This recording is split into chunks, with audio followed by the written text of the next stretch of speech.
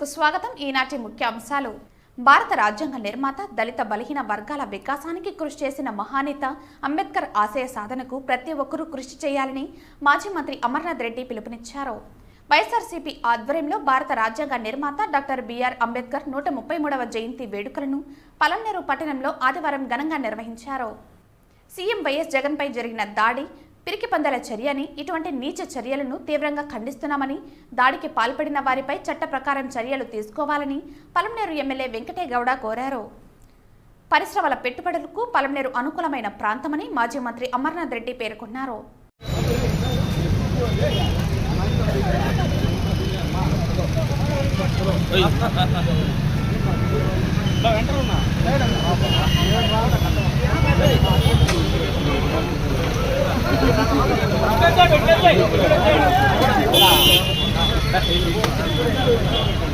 భారత రాజ్యాంగ నిర్మాత, దళిత బలహీన వర్గాల వికాసానికి కృషి చేసిన మహానేత అంబేద్కర్ ఆశయ సాధనకు ప్రతి ఒక్కరూ కృషి చేయాలని మాజీ మంత్రి అమర్నాథ్ రెడ్డి పిలుపునిచ్చారు. తెలుగుదేశం పార్టీ ఎస్ఎస్ఎల్ ఆధ్వర్యంలో అంబేద్కర్ 133వ జయంతి వేడుకలను పట్టణంలో ఆదివారం ఘనంగా నిర్వహించారు. ఈ సందర్భంగా స్థానిక పద్మశ్రీ సర్కిల్లోని అంబేద్కర్ విగ్రహానికి స్థానిక నాయకులతో కలిసి ఆయన పూలమాలలు వేసి నివాళులర్పించారు. అనంతరం ఆయన అంబేద్కర్ సేవలను కొనియాడారు. నేడు స్వేచ్ఛయుత్ వాతావరణంలో ప్రతి ఒక్కరూ జీవిస్తున్నారంటే అందుకు ఆనాడు అంబేద్కర్ రచించిన రాజ్యాంగమే కారణమన్నారు.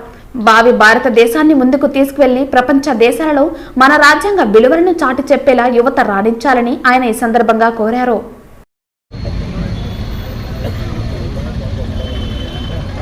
ఈరోజు అంటే నిన్న జరిగినటువంటి ఆంధ్ర రాష్ట్ర ముఖ్యమంత్రి గారి పైన రాళ్ల దాడి జరిగినటువంటి దాడిని ప్రజాస్వామ్యబద్ధంగా మేమందరం కూడా తీవ్రంగా ఖండిస్తున్నాం. ఇది మంచి కార్యక్రమం కాదు. తెలుగుదేశం పార్టీ ఇది ఎప్పుడు ఇటువంటివి ప్రోత్సహించదు. తెలుగుదేశం పార్టీ ఎటువంటి పరిస్థితుల్లోనూ ఇటువంటి వాటిని ఉపేక్షించదు. అయితే కొన్ని సోషల్ మీడియాలో, కొన్ని పత్రికల్లో ఇదేదో తెలుగుదేశం పార్టీ చేసిన కార్యక్రమం, చంద్రబాబు నాయుడు గారు చేసిన కార్యక్రమం అని చెప్పుకునేటువంటి పరిస్థితిని నిజంగా కూడా సిగ్గుపడాల్సిన పరిస్థితి కనపడుతూ ఉంది. ఒక ముఖ్యమంత్రిగా ఆయన భద్రతకు సంబంధించి ఒక ప్రత్యేకమైనటువంటి వ్యవస్థను ఏర్పాటు చేసుకుని ఈరోజు ముఖ్యమంత్రిగా ఆయన పర్యటించేటువంటి సందర్భంలో విద్యుత్ శక్తి ఫెయిల్ కావడం, అదేవిధంగా ఆ సందర్భంలో ఆయన పైన రాళ్లతో దాడి చేశారా, బాల్తో దాడి చేశారా, దేంతో దాడి చేశారో తెలియనటువంటి పరిస్థితి. దాన్ని ఆపుకోవడానికి అన్ని రకాలైనటువంటి వ్యవస్థలను ముందర పెట్టుకొని ఈరోజు ఒక బుల్లెట్ ప్రూఫ్ బస్సులో, మైన్ ప్రూఫ్, బాంబ్ ప్రూఫ్ ఉండేటువంటి బస్సులో ఆయన ప్రయాణిస్తూ ఉంటే ఇటువంటి సందర్భం జరగడం అనేది భద్రతా వైఫల్యం అని చెప్పి నేను ఈ సందర్భంగా కూడా తెలియజేసుకుంటున్నాను. ఇదే కాకుండా ఇది ఎప్పటి నుంచినో మనం చూస్తూ ఉన్నాం. ఎన్నికలు వచ్చినప్పుడు అన్నీ కూడా ఇటువంటివన్నీ తెరపైకి వస్తున్నాయి. 2014లో ఆ రోజు కూడా ముఖ్యమంత్రి జగన్మోహన్ రెడ్డి గారు మా తండ్రి చనిపోయినాడు, తండ్రి లేని బిడ్డ అని ఆ రోజు కూడా ప్రజల్లోకి వచ్చాడు, ప్రజల్లో సింపతి తీసుకొని వెళ్ళాడు. 2019 వచ్చేటప్పటికి కోడి కత్తితో నన్ను పొడవడానికి ప్రయత్నం చేశారు వైజాగ్లో. అదేవిధంగా మా చిన్నాన్నను గొడవలతో నరికేశారని చెప్పి ఎన్నికలకు ముందే ఆయన చెప్పడం మనందరికి కూడా తెలుసు.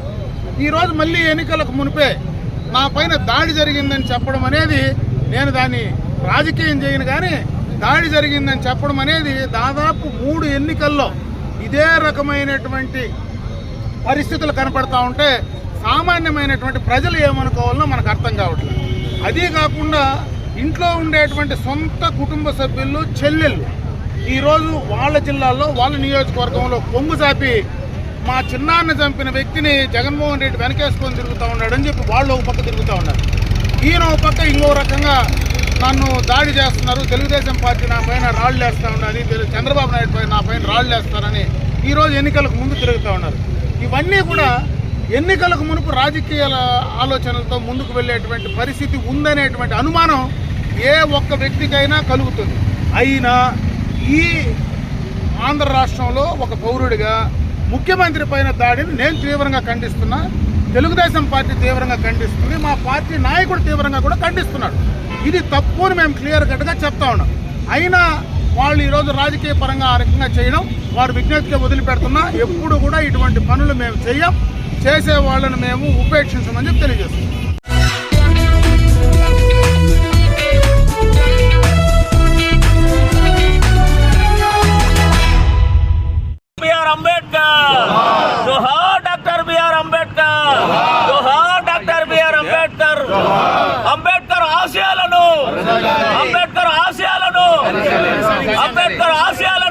వైఎస్ఆర్సీపీ ఆధ్వర్యంలో భారత రాజ్యాంగ నిర్మాత డాక్టర్ బిఆర్ అంబేద్కర్ 133వ జయంతి వేడుకలను పట్టణంలో ఆదివారం ఘనంగా నిర్వహించారు.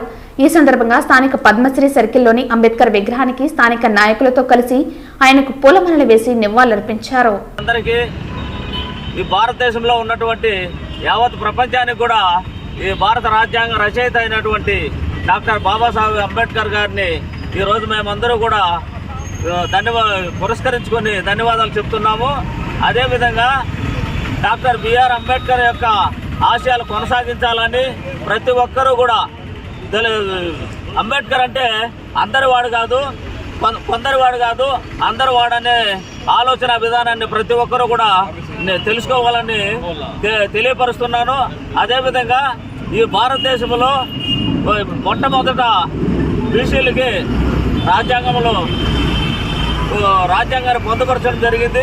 ఆ తర్వాత ప్రతి ఒక్కరు కూడా ఈ యావత్ భారతదేశంలో అందరూ ప్రతి కులము ప్రతి మతము కూడా బాగుండాలనే ఆలోచన విధానంతో అంబేద్కర్ గారు రాజ్యాంగాన్ని రాయడం జరిగింది. అదే ఇంగ్లాండ్ కాన్ఫరెన్స్ టేబుల్కి పోయేటప్పుడు మహాత్మా గాంధీ, జిన్నా గారు, అదేవిధంగా అంబేద్కర్ గారు ఈ ఇంగ్లాండ్ కాన్ఫరెన్స్కి పోయేటప్పుడు అక్కడ ఉన్నటువంటి ఇంగ్లాండ్ వారు మొట్టమొదటిగా గాంధీ గారిని మీరు ఎవరి కోసం వచ్చినారంటే మేము భారతీయుల కోసం వచ్చినాము చెప్పడం జరిగింది. అదేవిధంగా జిన్నా గారిని ప్రశ్నిస్తే జిన్నా గారు ఏం చెప్తారంటే భారతదేశంలో ఉండే ముస్లిమ్స్ గురించి మేము వచ్చినామని చెప్పడం జరిగింది.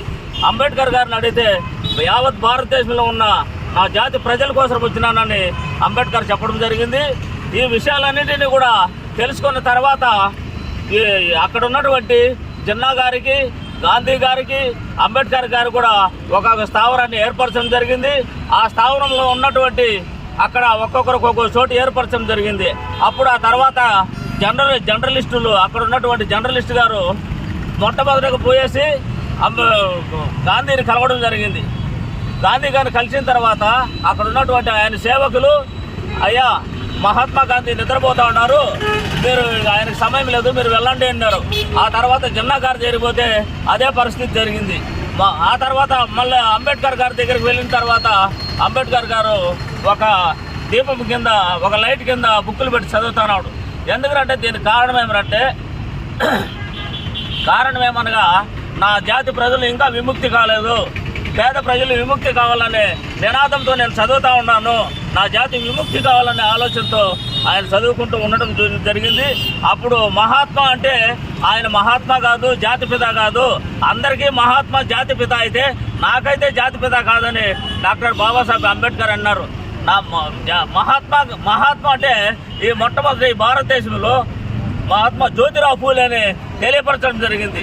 ఈ జ్యోతిరావు పూలే ఈరోజు స్త్రీలకు హక్కు కానీ, సావిత్రిబాయి పూలే ఈ మొట్టమొదటి ప్రపంచంలో స్త్రీలకు విద్య, స్కూళ్ళు ఇవన్నీ కూడా ఏర్పడడం జరిగిందంటే జ్యోతిరావు పూలే యొక్క, సావిత్రిబాయి పూలే యొక్క నినాదంతో వాళ్ళ ఆశయాలు కొనసాగించాలని కూడా తెలియపరుస్తూ ఈ ఉపన్యాసాన్ని ముగించుకుంటున్నాం.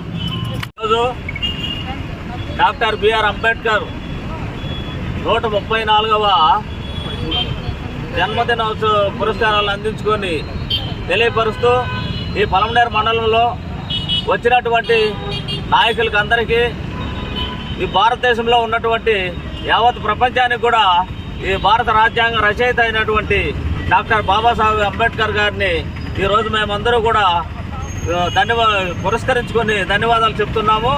అదేవిధంగా డాక్టర్ బిఆర్ అంబేద్కర్ యొక్క ఆశయాలు కొనసాగించాలని ప్రతి ఒక్కరూ కూడా అంబేద్కర్ అంటే అందరి వాడు కాదు, కొందరి వాడు కాదు, అందరి వాడనే ఆలోచన విధానాన్ని ప్రతి ఒక్కరూ కూడా తెలుసుకోవాలని తెలియపరుస్తున్నాను. అదేవిధంగా ఈ భారతదేశంలో మొట్టమొదట బీసీలకి రాజ్యాంగాన్ని పొందుపరచడం జరిగింది. ఆ తర్వాత ప్రతి ఒక్కరు కూడా ఈ యావత్ భారతదేశంలో అందరూ ప్రతి కులము ప్రతి మతము కూడా బాగుండాలనే ఆలోచన విధానంతో అంబేద్కర్ గారు రాజ్యాంగాన్ని రాయడం జరిగింది. అదే ఇంగ్లాండ్ కాన్ఫరెన్స్ టేబుల్కి పోయేటప్పుడు మహాత్మా గాంధీ, జిన్నా గారు, అదేవిధంగా అంబేద్కర్ గారు ఈ ఇంగ్లాండ్ కాన్ఫరెన్స్ పోయేటప్పుడు అక్కడ ఉన్నటువంటి ఇంగ్లాండ్ వారు మొట్టమొదటిగా గాంధీ గారిని మీరు ఎవరి కోసం వచ్చినారంటే మేము భారతీయుల కోసం వచ్చినాము చెప్పడం జరిగింది. అదేవిధంగా జిన్నా గారిని ప్రశ్నిస్తే జిన్నా గారు ఏం చెప్పినారంటే భారతదేశంలో ఉండే ముస్లిమ్స్ గురించి మేము వచ్చినామని చెప్పడం జరిగింది. అంబేద్కర్ గారిని అడిగితే యావత్ భారతదేశంలో ఉన్న నా జాతి ప్రజల కోసం వచ్చినానని అంబేద్కర్ చెప్పడం జరిగింది. ఈ విషయాలన్నింటినీ కూడా తెలుసుకున్న తర్వాత అక్కడ ఉన్నటువంటి జిన్నా గారికి, గాంధీ గారికి, అంబేద్కర్ గారు కూడా ఒక స్థావరాన్ని ఏర్పరచడం జరిగింది. ఆ స్థావరంలో ఉన్నటువంటి అక్కడ ఒక్కొక్కరికి ఒక్కొక్క చోటు ఏర్పరచడం జరిగింది. అప్పుడు ఆ తర్వాత జర్నలిస్టులు అక్కడ ఉన్నటువంటి జర్నలిస్ట్ గారు మొట్టమొదటిగా పోయేసి గాంధీని కలవడం జరిగింది. గాంధీ గారిని కలిసిన తర్వాత అక్కడ ఉన్నటువంటి ఆయన సేవకులు, అయ్యా మహాత్మా గాంధీ నిద్రపోతా ఉన్నారు, మీరు ఆయనకు సమయం లేదు, మీరు వెళ్ళండి అన్నారు. ఆ తర్వాత జిన్నా గారు జరిగిపోతే అదే పరిస్థితి జరిగింది. ఆ తర్వాత మళ్ళీ అంబేద్కర్ గారి దగ్గరికి వెళ్ళిన తర్వాత అంబేద్కర్ గారు ఒక దీపం కింద, ఒక లైట్ కింద బుక్కులు పెట్టి చదువుతున్నాడు. ఎందుకంటే దీనికి కారణం ఏమనగా నా జాతి ప్రజలు ఇంకా విముక్తి కాలేదు, పేద ప్రజలు విముక్తి కావాలనే నినాదంతో నేను చదువుతూ ఉన్నాను, నా జాతి విముక్తి కావాలనే ఆలోచనతో ఆయన చదువుకుంటూ ఉండడం జరిగింది. అప్పుడు మహాత్మా అంటే ఆయన మహాత్మా కాదు, జాతిపిత కాదు, అందరికీ మహాత్మా జాతిపిత అయితే నాకైతే జాతిపిత కాదని డాక్టర్ బాబాసాహెబ్ అంబేద్కర్ అన్నారు. నా మహాత్మా అంటే ఈ మొట్టమొదటి భారతదేశంలో మహాత్మా జ్యోతిరావు పూలేని తెలియపరచడం జరిగింది. ఈ జ్యోతిరావు పూలే ఈరోజు స్త్రీలకు హక్కు కానీ, సావిత్రిబాయి పూలే ఈ మొట్టమొదటి ప్రపంచంలో స్త్రీలకు విద్య, స్కూళ్ళు ఇవన్నీ కూడా ఏర్పడడం జరిగిందంటే జ్యోతిరావు పూలే యొక్క, సావిత్రిబాయి పూలే యొక్క నినాదంతో వాళ్ళ ఆశయాలు కొనసాగించాలని కూడా తెలియపరుస్తూ ఈ ఉపన్యాసాన్ని ముగించుకుంటున్నాం.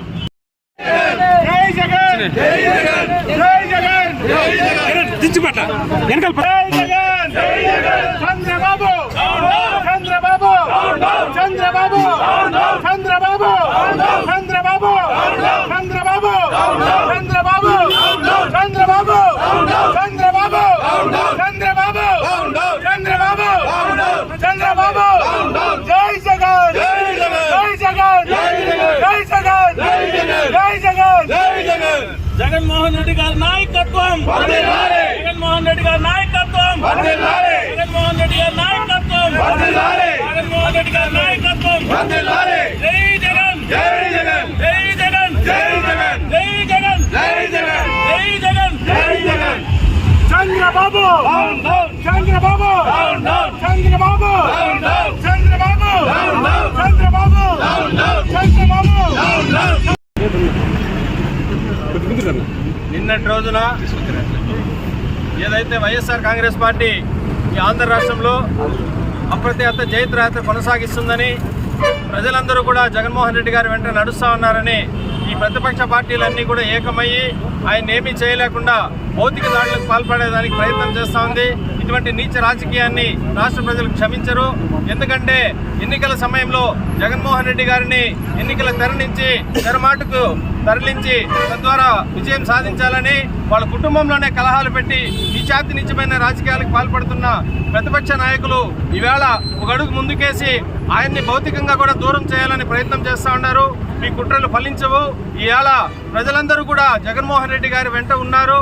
అందరూ కూడా ఆయన్ని బలపరిచి 175కు 170 స్థానాల్లో జగన్మోహన్ రెడ్డి గారిని గెలిపించి ఆయన్ని ముఖ్యమంత్రి చేసేందుకు కూడా ప్రజలు విస్మరించరు. మీకు మళ్ళీ ఇంకొకసారి మేము తెలియజేస్తున్నాము, దయచేసి ఇటువంటి కుట్రలు కుతంత్రాలకు పాల్పడొద్దండి. ప్రజల నాయకుడు జగన్మోహన్ రెడ్డి, ప్రజానాయకుడు జగన్మోహన్ రెడ్డి, ఆయన్ని మీ కుట్రలు కుతంత్రాలు ఏమీ చేయలేవు. ఖచ్చితంగా కూడా మళ్ళా ఆయనే ముఖ్యమంత్రి అవుతారు. మీరందరూ కూడా ఇళ్లకు పరిమితం కావాలని, ఇటువంటి నీచ రాజకీయాలకు కూడా మీరందరూ కూడా దూరంగా ఉండాలని మరొక్కసారి వైఎస్ఆర్ కాంగ్రెస్ పార్టీ నాయకులు, కార్యకర్తల తరఫున మేమందరూ కూడా ఈ ఆంధ్ర రాష్ట్ర ప్రజల తరఫున మిమ్మల్ని అందరూ కూడా హెచ్చరిస్తా ఉన్నాము. జగన్మోహన్ రెడ్డి గారు మళ్ళా ముఖ్యమంత్రి అయ్యేది తథ్యం, తథ్యం, తథ్యం. జై జగన్. నమస్కారం. నిన్న విజయవాడలో జరిగినటువంటి దాడిని మన ముఖ్యమంత్రి ప్రీతమ నాయకులు వైఎస్ జగన్మోహన్ రెడ్డి గారి పైన దాడి జరిగిన దానిని మేము పొలంనేని నియోజకవర్గం తీవ్రంగా ఖండిస్తున్నాం. ఎందుకురా చెప్తున్నామంటే 3 పార్టీలు ఒక్కటై ఒక సీఎం జగన్మోహన్ రెడ్డి గారిని ఎదుర్కోలేక ఆయనని బస్సు యాత్రని ఎలాగైనా నిలుపుదల చేయాలనేసి వీళ్ళు కుట్ర పన్ని ఒక క్యాటర్బాలతో దాడి చేయడం జరిగింది. మేము పొలంనేని నియోజకవర్గం దీన్ని తీవ్రంగా ఖండిస్తున్నాం. రాబో రోజుల్లో కూడా వైఎస్ జగన్మోహన్ రెడ్డి గారు ముఖ్యమంత్రి కావడం తథ్యం, వాళ్ళకి తెలుసు ఆ విషయం. కాబట్టి ఎలాగైనా జగన్మోహన్ రెడ్డి గారిని హాస్పిటల్లో కూర్చొని వాళ్ళు అధికారం చేజిక్కించుకోవాలనేసి చాలా ఆతృతగా ఉన్నారు. ఎటువంటి పరిస్థితుల్లోనూ 175 నియోజకవర్గాల్లోనూ వైఎస్ఆర్ కాంగ్రెస్ పార్టీ జెండా ఎగరవేస్తుందని మేము ముక్త కంఠంతో చెప్తున్నాము. కాబట్టి రాబో రోజుల్లో కూడా మన వైఎస్ఆర్ కాంగ్రెస్ కార్యకర్తలు మీరు ప్రలోభాలకు లొంగకుండా వాళ్ళు రెచ్చగొడతారు. మీ రెచ్చగొట్టినా కూడా మీరు శాంతియుతంగా మన యొక్క పార్టీని గెలిపించుకోవాలా. పొలంనేరులో వెంకటగౌడ గారిని భారీ మెజార్టీతో గెలిపించుకొని ఆయన్ని మంత్రి చేపించాలా, వైఎస్ జగన్మోహన్ రెడ్డి గారిని ముఖ్యమంత్రి చేపించాలని చెప్పేసి నేను మనస్ఫూర్తిగా కోరుకుంటూ ఈ దాడిని వైఎస్ఆర్ కాంగ్రెస్ పార్టీ తీవ్రంగా ఖండిస్తోందని హెచ్చరిస్తున్నాం.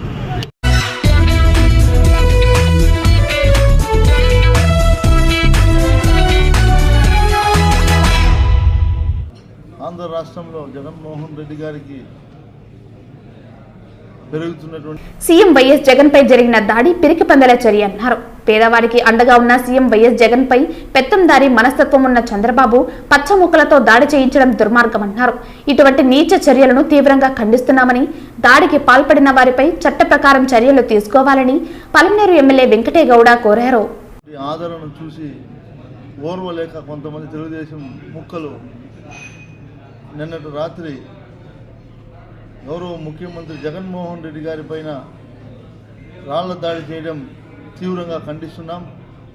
మీరందరూ కూడా గుర్తుపెట్టుకోండి, జగన్మోహన్ రెడ్డి గారు ముఖ్యమంత్రి అయిన తర్వాత ఈ రాష్ట్రంలో పేదలందరూ కూడా ధనికులయ్యారు. పేదలందరూ కూడా ఈరోజు జగన్మోహన్ రెడ్డి గారు వెంట నడుస్తున్నారు. జగన్మోహన్ రెడ్డి గారు ఏదైతే పాదయాత్ర నుంచి ఈ రోజు వరకు మేము సిద్ధం బస్సు యాత్ర వరకు కూడా తీసుకుంటే ప్రజలందరూ కూడా ఆయన వెంట ఉండి ఆయన ముఖ్యమంత్రి చేసిన తర్వాత కూడా ఇప్పటికీ కూడా ప్రజలందరూ కూడా ఎంతో సంతోషంగా ఉండామని ఆయన ఎక్కడికి వచ్చినా జనాలు తండోపతండాలుగా ఇచ్చేసి ఆయనకు ఆయన ఏదైతే చేపట్టినటువంటి ప్రతి కార్యక్రమంలో సంఘీభావం తెలుపుతూ ప్రజలందరూ కూడా ఈ ఆంధ్ర రాష్ట్రంలో ఆయనకు వెన్నుదన్నుగా ఉంటే తెలుగుదేశం నాయకులు ఈరోజు చూసి ఓర్వలేక ఇలాంటి కుట్రలు చేపట్టడం ఇది కరెక్ట్ కాదని కూడా మేము అందరూ ఖండిస్తూ ఉన్నామని కూడా తెలియజేస్తూ ఉన్నాం.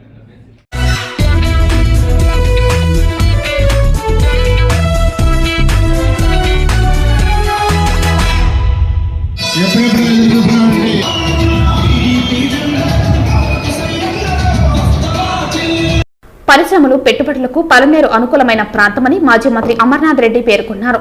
గంగవరం మండలంలోని గండ్రాజుపల్లి సమీపంలో ఆదివారం గంగవరం మండల తెలుగు యువత ఆత్మీయ సమావేశం జరిగింది.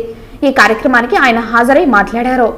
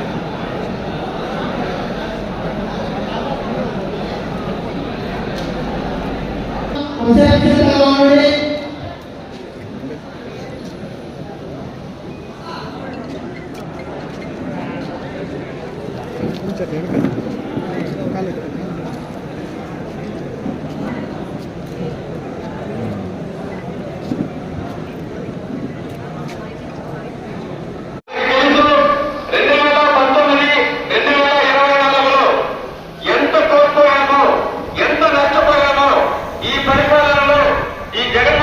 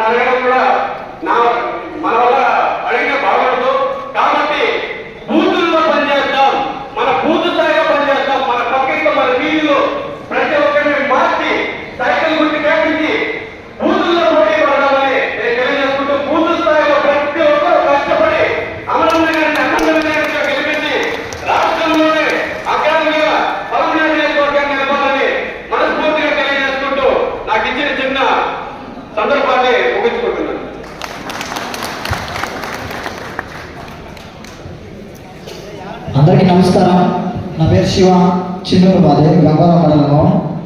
ఇక్కడ విచ్చేసినటువంటి తెలుగుదేశం జనసేన కుటుంబ సభ్యులకు, నా సోదరులకు అందరికీ నమస్కారాలు. అలాగే స్టేజ్ మీద ఉన్నటువంటి అమర్నాథ్ రెడ్డి గారికి, సోమన్న గారికి, దిలీప్ అన్న గారికి, ప్లస్ గిరణ్ గారికి, చంద్రన్న గారికి, నాయుడికి అందరికీ నాకు నమస్కారాలు. ఇక్కడ మెయిన్ ఉద్దేశం ఏంటంటే డిగ్రీ చదువుకున్న చాలా స్టూడెంట్స్ కూడా ఉన్నారు. చూసాను మొత్తం వాళ్ళ ఉన్నారు. మెయిన్ మ్యాటర్ ఏంటంటే ఎవరికి ఉద్యోగాలు లేదు, అందరూ ఖాళీగానే ఊళ్ళోనే ఉన్నారు.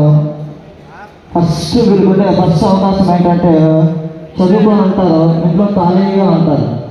నాన్న ఎక్కడో చోట పనికి పోతా ఉంటాడు, చిన్నాన్న ఎక్కడో చోట పనికి పోతా ఉంటాడు. వాళ్ళతో పాటు వీళ్ళు 2 రోజులు తీసుకెళ్తారు. వాళ్ళు ఏం చేస్తారంటే అక్కడ డబ్బు చూస్తారో ఏం చూస్తారో మనకు తెలియదు. కానీ ఒకే ఒక విషయం చెప్పదలుచుకున్నా, సమయం మనకి 27 రోజులు మాత్రమే ఉంది. మీరందరూ కూడా ఖచ్చితంగా మీ గ్రామాల్లో పని చేయండి. మీరు ప్రభావితం చేసే శక్తి మీలో ఉండే చదువుకున్నటువంటి పిల్లలు, చేయగలిగిన శక్తి ఉండేవాళ్ళు, రేపు బూతులు కాడ 10 మంది ఓటర్లు తీసుకొచ్చే శక్తి దమ్ముండేటువంటి నాయకులు యువత అని చెప్పి సందర్భంగా నేను మీ అందరి దృష్టికి తెస్తా ఉన్నా. మీ శక్తిని ఉపయోగించండి. ఖచ్చితంగా మీ భవిష్యత్తును కాపాడుకోవడానికి మీరు ముందుకు వచ్చి ఈ రోజు ధైర్యంగా పనిచేయమని చెప్పి సందర్భంగా నేను మిమ్మల్ని కోరుకుంటున్నా. నా కోసం ఈ ఎన్నికల్లో 1 వారం పాటు మీరు పనిచేయండి. నేను గెలిచిన తర్వాత, ప్రభుత్వం వచ్చిన తర్వాత మీ కోసం 5 సంవత్సరాలు పనిచేయాలి. నేను సిద్ధంగా ఉంటానని చెప్పి ఈ సందర్భంగా మీ అందరికీ కూడా తెలియజేసుకుంటా ఉన్నా. కాబట్టి మీరందరూ రేపు తెలుగుదేశం ఉమ్మడి ప్రభుత్వం, ఈ రాష్ట్రంలో ఉమ్మడి ప్రభుత్వం రావడానికి ఖచ్చితంగా పనిచేయండి. ఈ రోజు ఉమ్మడిగా మన పార్టీలన్నీ కూడా కలిసి మనం ముందుకెళ్దాం.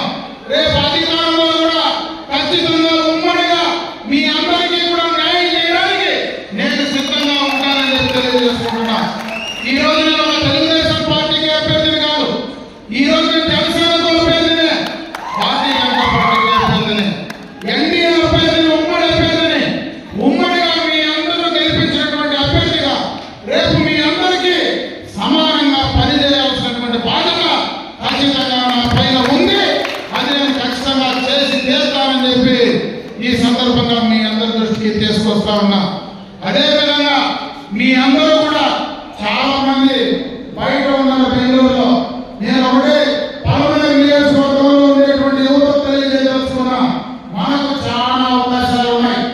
పలమనేరు నియోజకవర్గంలో పుట్టడమే మన అదృష్టం అని చెప్పి సందర్భంగా కూడా తెలియజేసుకుంటున్నా.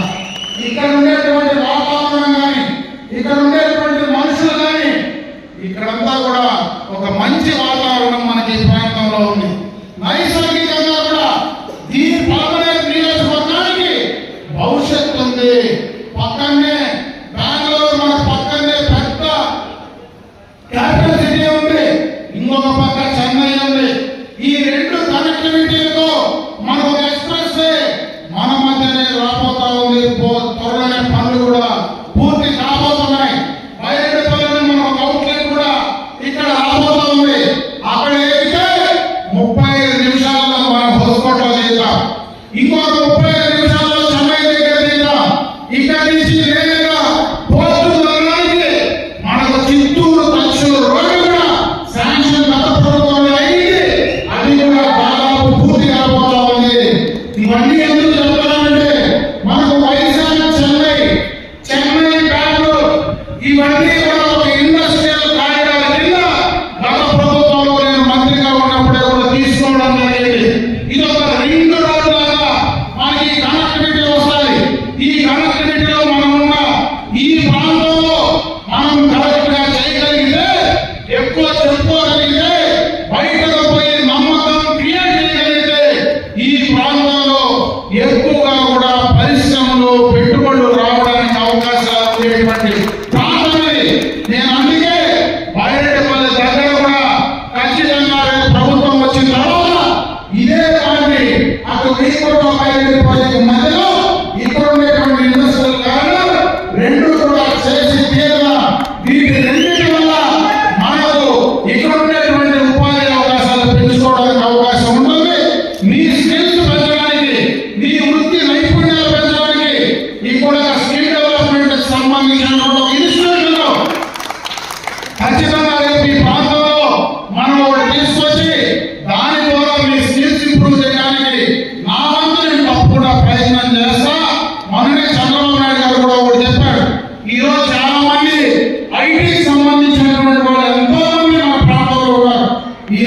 అందరం